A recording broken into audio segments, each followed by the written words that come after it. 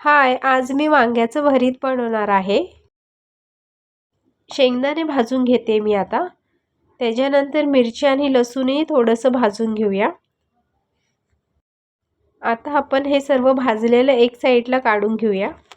त्यानंतर शेंगदाणे, मिरची, लसूण, जिरं आणि कोथिंबीर हे सर्व मिक्सरला जाडसर फिरून घेऊया. त्याच्यानंतर आपण टोमॅटो भाजून घेतलेलं होतं ते सोलून घेऊया.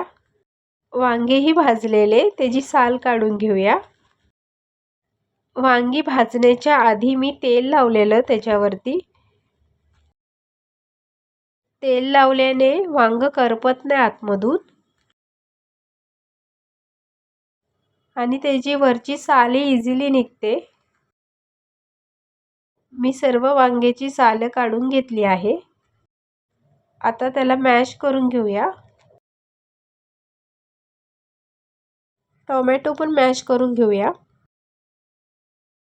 कढईमध्ये आपण 2 चम्मच तेल घालूया. वांग्याचं भरीत बनवायचं म्हणजे कांदा जास्त लागतो. त्यामुळे मी 2 कांदे घेतलेले आहेत मोठ्या साईजचे. चवीनुसार मीठ ॲड करून घेऊया म्हणजे कांदाही व्यवस्थित भाजला जाईल. आधी टाकल्यावर तेलामध्ये कांदा 2-3 मिनिटं फ्राय करून घेऊया. नंतर आपण शेंगदाणा मिरचीची पेस्ट केलेली ती ॲड करून घेऊया. तीही तेलामध्ये अर्धा मिनिट फ्राय करून घेऊया. जे वांग आपण मॅश केलेलं होतं ते ॲड करून घेऊया आता त्याच्यात. व्यवस्थित एखाद मिनिट आपण हलवून घेऊया.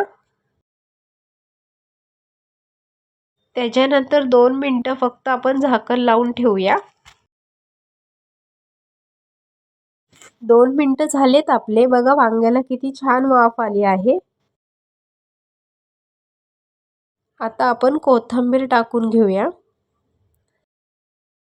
आता आपलं वांग्याचं भरीत रेडी आहे.